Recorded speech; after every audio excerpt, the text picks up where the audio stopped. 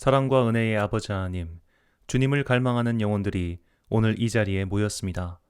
각자의 자리에서 정한 시간에 주님을 찬양하고 기도하는 영혼들이 나왔사오니 주님께서 그들의 영혼을 지켜주시고 그들의 마음속 깊은 곳에 있는 주님을 사랑하는 마음을 어여삐 봐주시사 은혜가 넘치는 시간이 되게 하옵소서.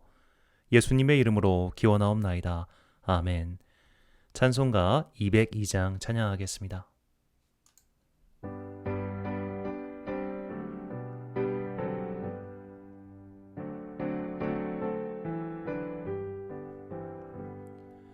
하나님 아버지 주신 책은 귀하고 중하신 말씀일세. 기쁘고 반가운 말씀 중에 날 사랑한단 말 참 좋도다. 주께서 나를 사랑하니 즐겁고도 즐겁도다. 주께서 나를 사랑하니 나는 참 기쁘다. 구속의 은혜를 저버리고 어긋난 딴 길로 가더라도 예수의 사랑만 생각하며 곧 다시 예수께 돌아오리. 주께서 나를 사랑하니 즐겁고도 즐겁도다. 주께서 나를 사랑하니 나는 참 기쁘다. 구주의 영광을 바라보며 예수의 이름을 찬양하리. 영원히 찬양할라의 노래. 예수의 이름이 귀하도다. 주께서 나를 사랑하니 즐겁고도 즐겁도다. 주께서 나를 사랑하니 나는 참 기쁘다. 주 예수 날 사랑하시오니 나 또한 예수를 사랑하네. 날 구원하시려 내려오사 십자가 위에서 죽으셨네. 주께서 나를 사랑하니 즐겁고도 즐겁도다. 주께서 나를 사랑하니 나는 참 기쁘다. 주 예수 날 사랑하시오니 마귀가 놀라서 물러가네. 주 나를 이렇게 사랑하니 그 사랑 어떻게 보답할까. 주께서 나를 사랑하니 즐겁고도 즐겁도다. 주께서 나를 사랑하니 나는 참 기쁘다. 예배를 위하여 기도드리겠습니다.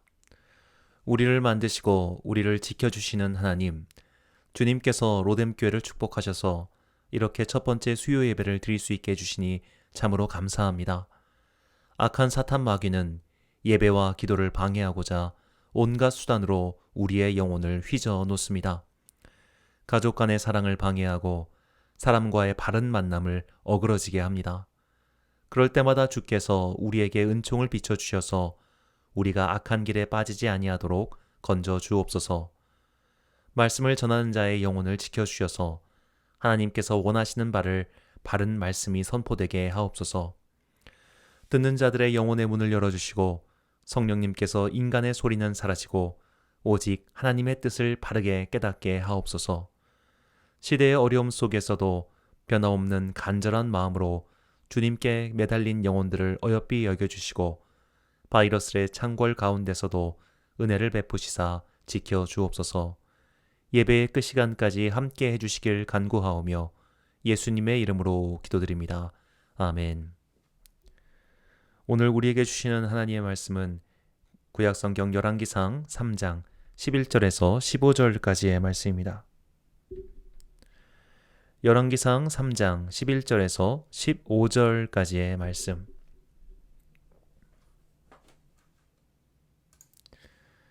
이제 봉독하겠습니다. 하나님의 말씀을 경청하십시오.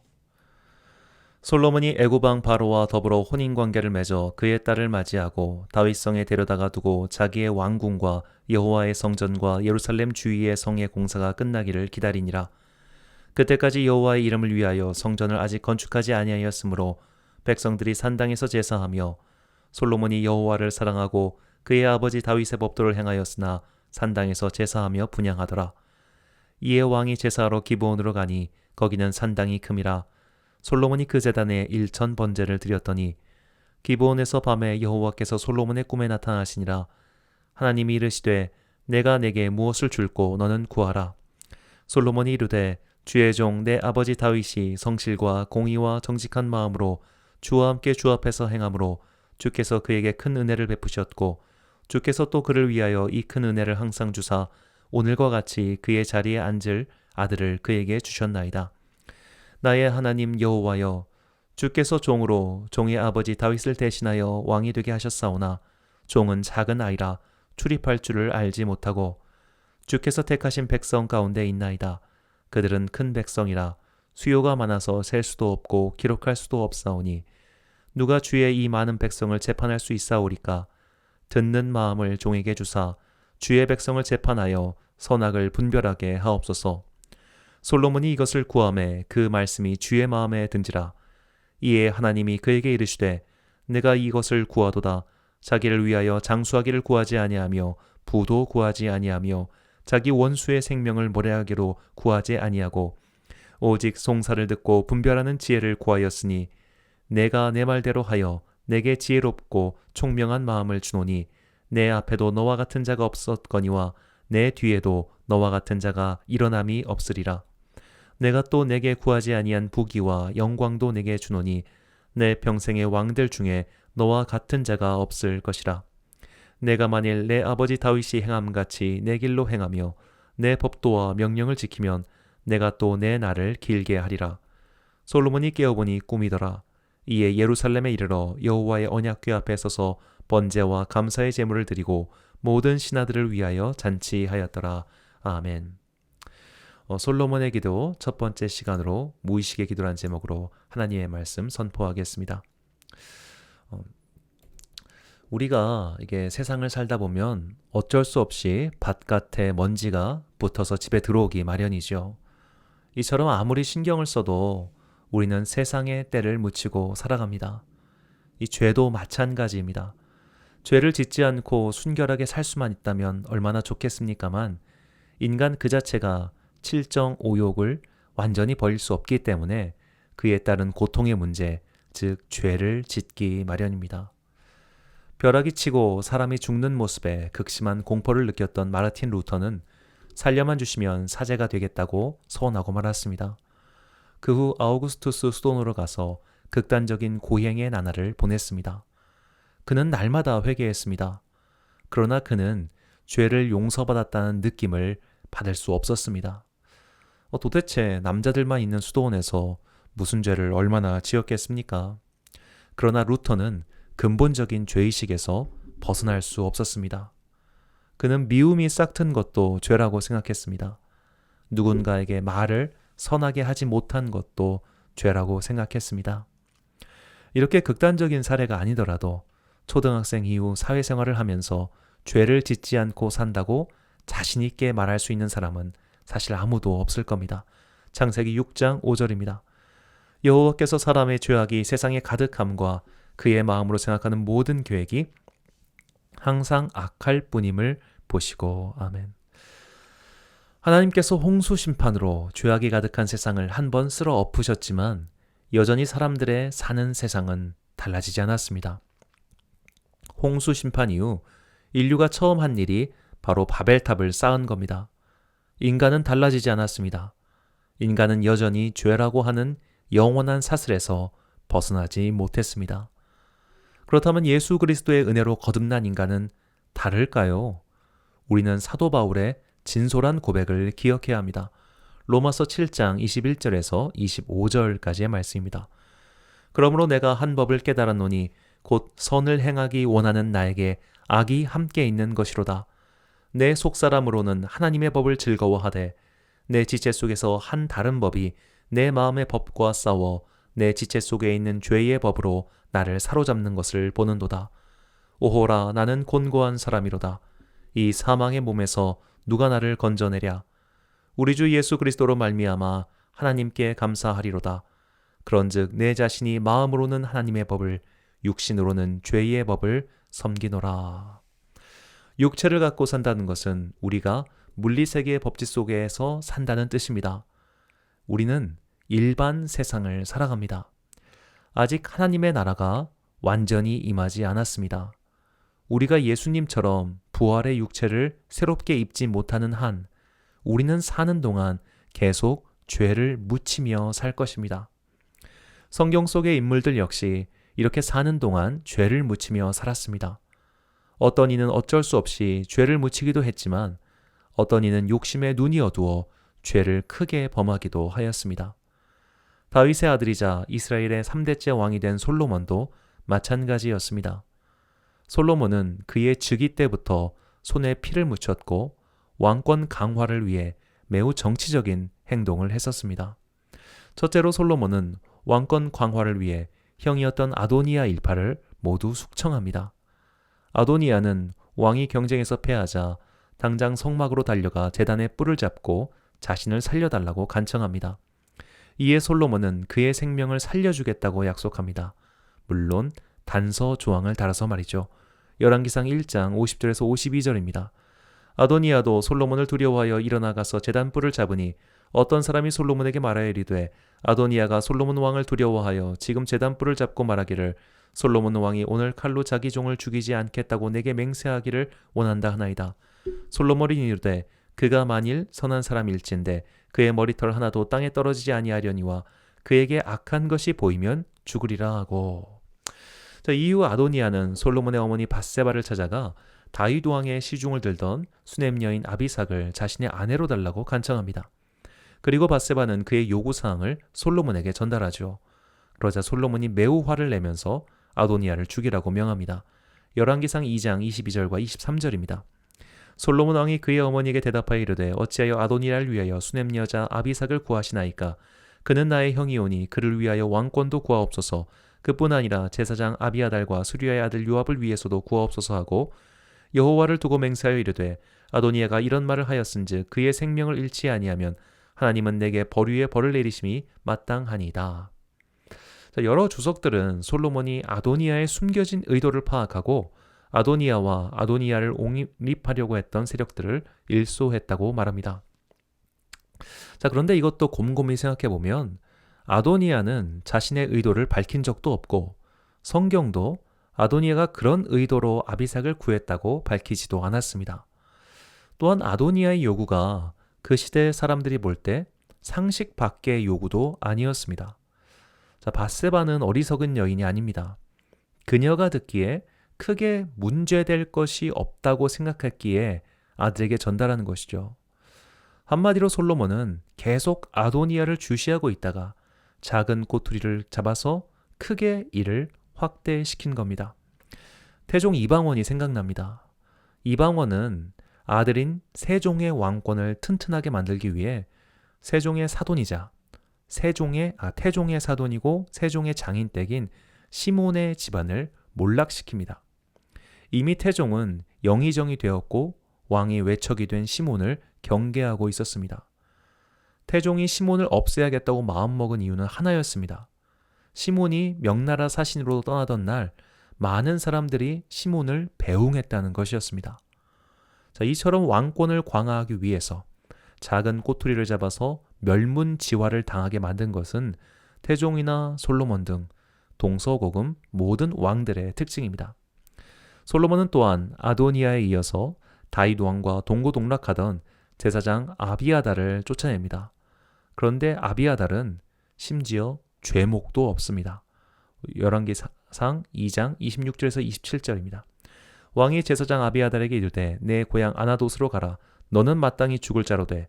내가 내 아버지 다윗 앞에서 주 여호와의 궤를 메었고 또 내 아버지가 모든 환난을 받을 때 너도 환난을 받았은즉 내가 오늘 너를 죽이지 아니하노라 하고 아비아달을 쫓아내어 여호와의 제사장 직분을 파면하니 여호와께서 실로에서 엘리의 집에 대하여 하신 말씀을 응하게 함이더라. 아멘.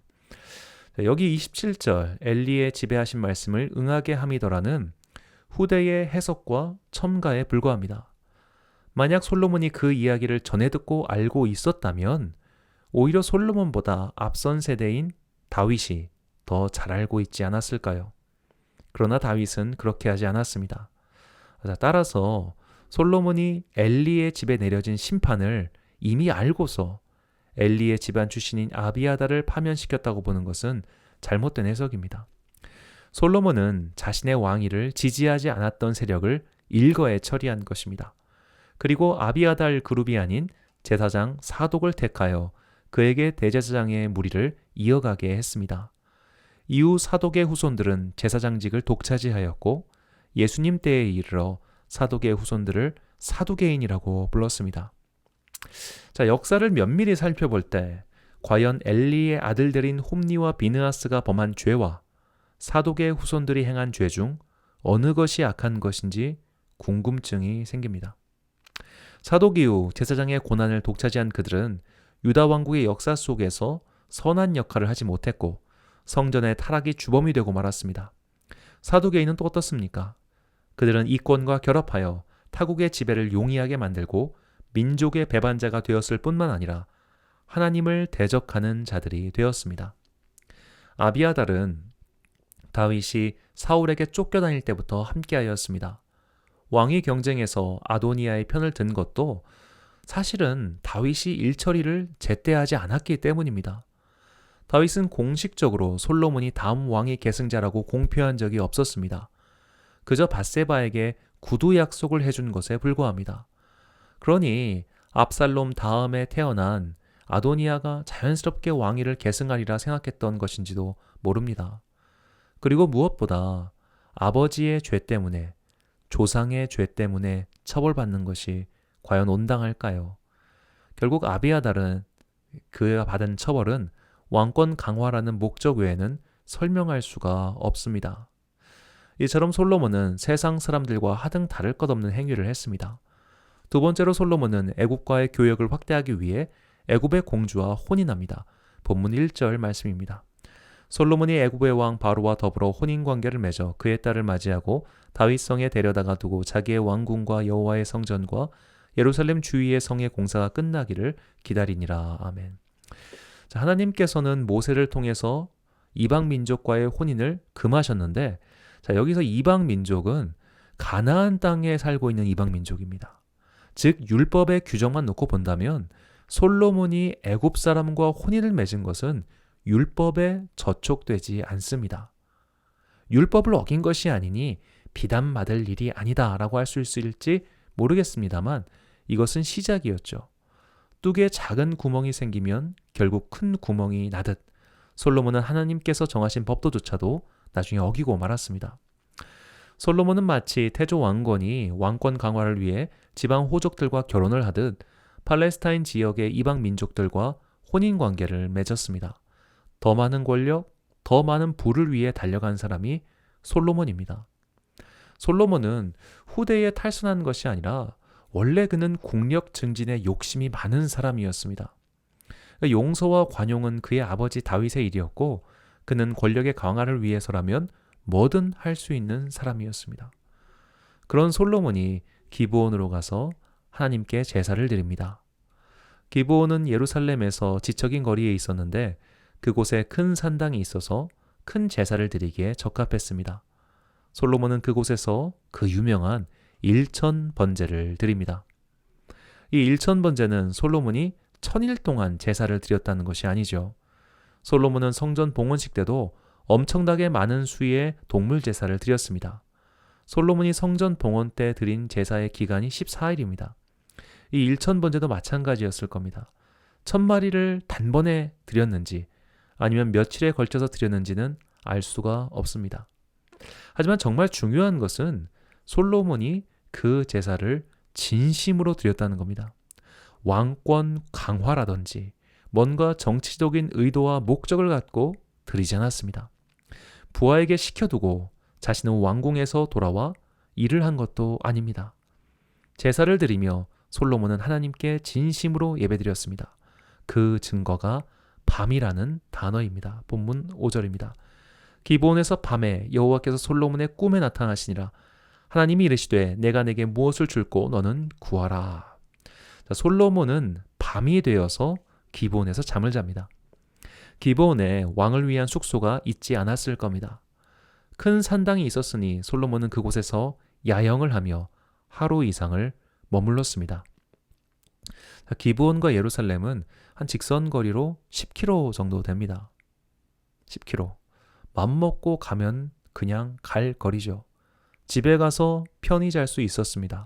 그러나 솔로몬은 그렇게 하지 않고 기브온에 머물며 잠을 잡니다.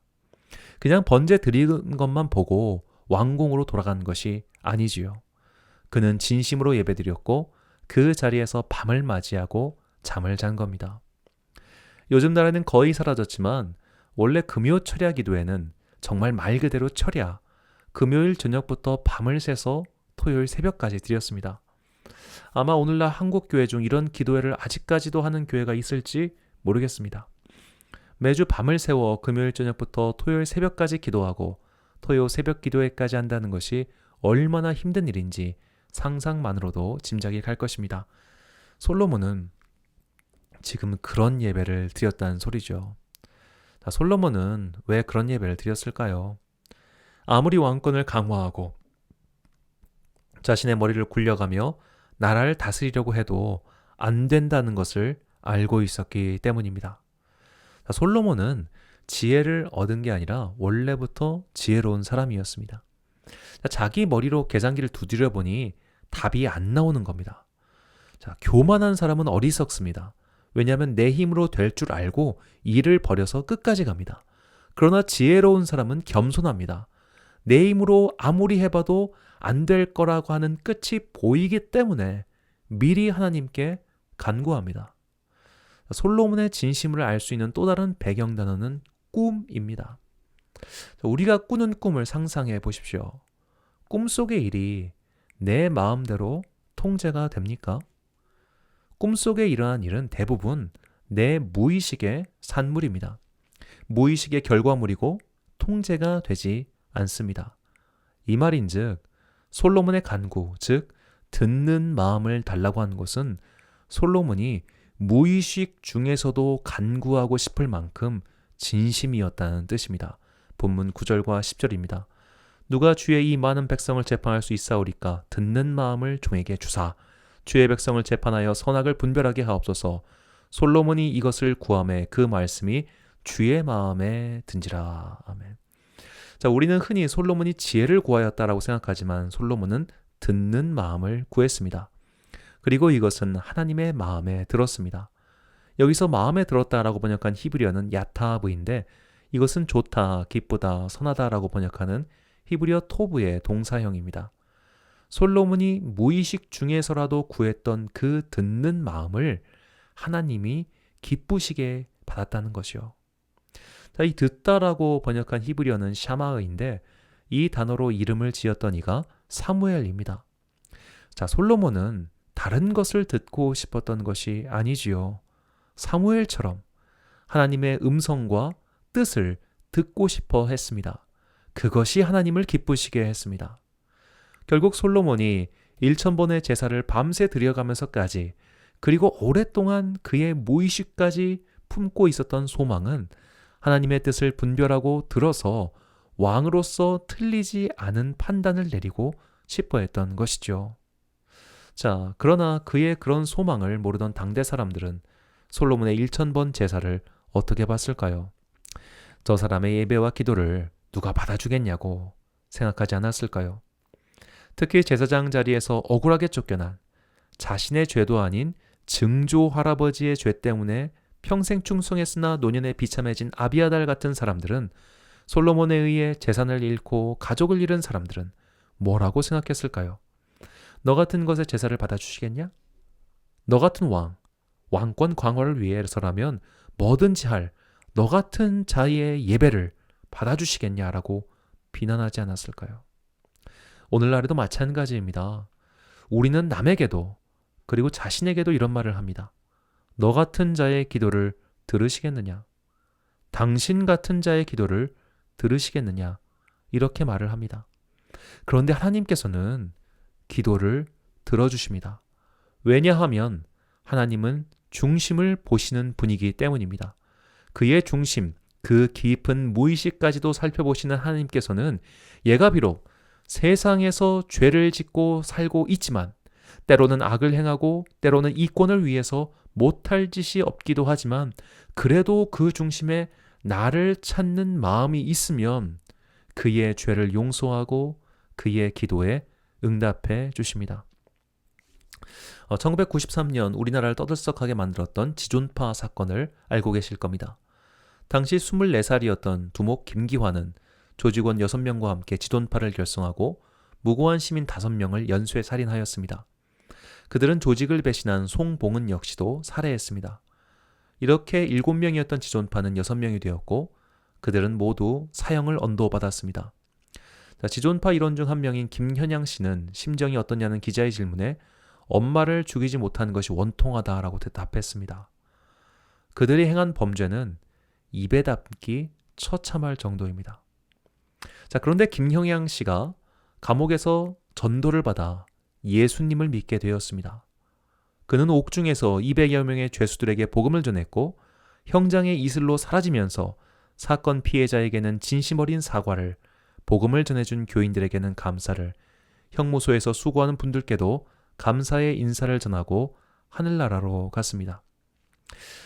피해자의 가족들이 볼 때 악이라고 하는 단어로조차 설명이 되지 않은 악인 중에 악인인 김현양이 회개하고 예수님을 믿고 천국을 갔다는 것이 납득될 리가 없을 겁니다. 그런 하나님은 정의의 하나님이 아니라고 소리칠 겁니다. 그런 하나님은 믿고 싶지도 않고 믿지도 않을 것이라고 할 것입니다. 그래서 몰몬교 같은 이단은 진정한 회개는 보상이 필수라고 설명합니다. 심지어 생명까지도 보상해줘야 한다고 설명하죠. 저 같아도 아무리 신학적으로 타당하고 성경이 그렇게 말하고 있음에도 불구하고 누군가가 제 가족을 살해했는데 그가 예수님을 믿고 천국에 갔을 때 서로 만나면 정말 천국에서라도 그를 지옥에 보내고 싶을 겁니다. 그러나 이런 일이 아직도 일어나고 있습니다. 그리고 한편으론 감사하고 또 한편으론 속상하지만 이런 일은 일어날 겁니다. 하나님의 판단 기준은 정말 인간의 판단 기준과 달라도 너무나 다릅니다. 왜냐하면 우리는 겉으로 일어난 결과만을 볼 뿐이지만 하나님께서는 이 일의 선과 후를 아실 뿐만 아니라 그 사람의 깊은 곳까지 알고 계시기 때문입니다. 고린도전서 2장 9절과 11절 말씀입니다. 기록된 바 하나님이 자기를 사랑하는 자들을 위하여 예비하신 모든 것은 눈으로 보지 못하고 귀로 듣지 못하고 사람의 마음으로 생각하지도 못하였다함과 같으니라. 사람의 일을 사람의 속에 있는 영 외에 누가 알리요? 이와 같이 하나님의 일도 하나님의 영 외에는 아무도 알지 못하느니라. 아멘. 일의 겉만 보는 사람들은 오늘도 손가락질을 할지도 모릅니다. 너 같은 자의 예배를 받으시겠느냐고 말할지도 모릅니다. 겉만 보는 사람들은 오늘도 너 같은 자의 기도를 들으시겠느냐라고 손가락질을 하고 욕할지도 모릅니다. 그러나 중심을 아시는 하나님께서는 하나님께 절규하는 사람, 하나님께 애끓는 마음으로 외치는 자의 마음 깊숙한 곳을 알고 계시기 때문에 그의 기도를 들으십니다. 그의 무의식까지도 아시는 하나님께서는 남들이 뭐라 하는 평가를 듣지 않으시고 그의 중심만을 보십니다. 이것이 예배하고 기도하는 자에게 주시는 주님의 위로와 은총입니다. 사랑하는 로뎀교회 성도 여러분, 그리고 이 영상을 시청하시는 사랑하는 주님의 자녀 여러분, 인간은 못돼 먹어서 남의 인생 평가하기를 좋아합니다. 우리는 알게 모르게 누군가를 항상 평가하고 있습니다. 아무도 평가하지 않는 사람은 없습니다. 그렇게 우리는 각자의 잣대로 누군가를 재고 평가하며 정죄합니다. 그러나 하나님의 잣대는 인간의 잣대와 다릅니다. 하나님의 기준은 인간의 기준과 다릅니다. 하나님의 눈은 인간의 눈과 다릅니다. 인간의 무의식까지 보시는 하나님께서는 그의 마음속 깊은 곳에 있는 하나님을 향한 마음을 알고 그것을 기뻐하십니다. 누군가는 솔로몬을 정죄했을 것이고 누군가는 솔로몬을 깊이 원망했을 겁니다. 그러나 하나님은 솔로몬의 무의식까지도 알고 계셨기에 그의 제사와 기도에 응답해 주셨습니다. 이것이 올 한 해 동안 우리 각자의 기도의 내용이 되어야 합니다. 그럼에도 불구하고 기도하십시오. 그럼에도 불구하고 예배하십시오. 그 누가 뭐라고 하던 하나님께서는 주님께 간절히 의지하는 자들을 결코 외면하지 않으십니다. 이 주님의 신실하심을 믿고 무의식 깊은 곳까지 주님만을 갈구하는 여러분과 제가 되시길 간절히 축원합니다. 기도하겠습니다. 사랑과 은혜가 풍성하신 아버지 하나님, 이 세상을 살아가는 동안 우리는 죄를 짓고 살아갑니다. 누군가의 미움을 사기도 하고 누군가에게 큰 죄를 짓기도 합니다. 그런 사람들이 볼 때 우리의 예배와 기도는 가식적으로 보일 겁니다. 그러나 주님, 우리는 그런 죄에도 불구하고 회개의 은총을 구하며 주님께 예배하고 기도합니다. 먼저 우리 무의식 깊은 곳까지 주님의 은혜만을 바라는 마음이 가득하게 하옵소서. 그렇게 주님만을, 정말로 주님만을 갈구할 때 주님께서는 우리의 기도를 들어주시는 은혜의 아버지 하나님이심을 믿습니다. 세상의 윤리외의 잣대로는 측량할 수 없는 그 은혜를 바라며 오늘도 기도하고 예배드립니다. 솔로몬에게 응답하셨던 것처럼 우리의 예배와 기도에 응답하여 주옵소서. 한 해 동안 수요 예배를 통해 우리에게 은혜를 주시고 더욱 기도에 힘쓰는 한 해가 되게 하옵소서. 예수님의 이름으로 기도하옵나이다. 아멘. 찬송가 304장 찬양하겠습니다.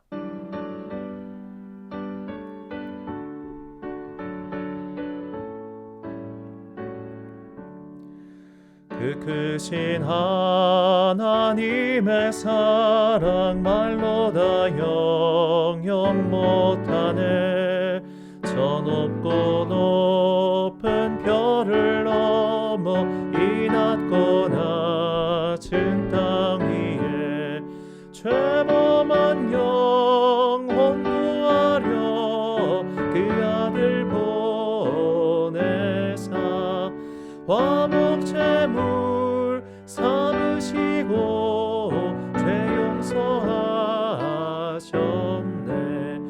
하나님 크신 사랑이 증량 다 못하네. 영원히 변치 않는 사랑 성도여 찬양하세. 괴로운 시절 지나가고 땅 위에 여화쇠할 때 주 믿지 않던 영혼들은 큰 소리 외쳐 울어도 주 믿는 성도들에게 큰 사랑 베푸사 우리의 죄 사했으니 그 은혜 있을까. 하나님 크신 사랑이 증량 다 못하네. 영원히 변치 않는 사랑 성도여 찬양하세. 하늘을 두루마리 삼고 바다를 먹물 삼아도 한없는 하나님의 사랑 다 이뤄갈 수 없겠네. 하나님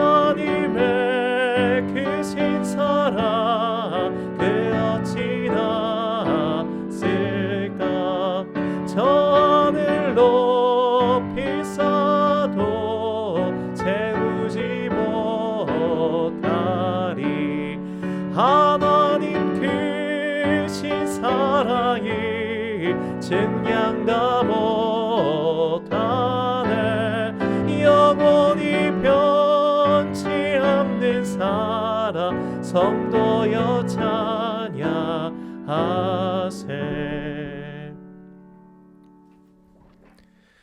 영상 송출한 데입니다. 주일 예배는 주일 오전 10시 이전에 올라갑니다. 수요 예배는 오전 9시에, 그리고 시편 산책은 금요일 오전 7시, 슬기로운 책방 생활은 토요일 오전 7시에 영상이 각각 올라갑니다. 많은 우리 정원지기 친구 여러분들 많은 시청 또 부탁드리겠습니다. 주기도 분하심으로 수요 예배를 마치겠습니다. 함께 해주신 성도님들 감사드립니다. 하늘에 계신 우리 아버지, 아버지의 이름을 거룩하게 하시며 아버지의 나라가 오게 하시며 아버지의 뜻이 하늘에서와 같이 땅에서도 이루어지게 하소서. 오늘 우리에게 일용할 양식을 주시고 우리가 우리에게 잘못한 사람을 용서하여 준 것 같이 우리 죄를 용서하여 주시고 우리를 시험에 빠지지 않게 하시고 악에서 구하소서. 나라와 권능과 영광이 영원히 아버지의 것입니다.